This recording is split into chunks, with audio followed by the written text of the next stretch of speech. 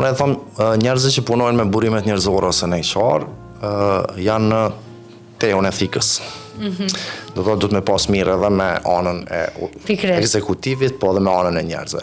Normalisht balancin duhesh me gjetë te pjesa e sigurisë në punë që duhesh me u kriju njerëzve, që është pika e parë, duhesh me pas empati për njerëzit, që është kryesorja për siç po quhet tash lider modern, se unë mendoj që lideri nuk është ai që krijohet, po është një lider që e ka dhe si të lindun këtë pjesën e udhëheqjes, se empatia i bën njerëzit aty ku kanë qasje me njerëzit, i trajtoj njerëzit mirë, kështu që kjo është pak a shumë ajo pjesa e balancimit që duhet me bë.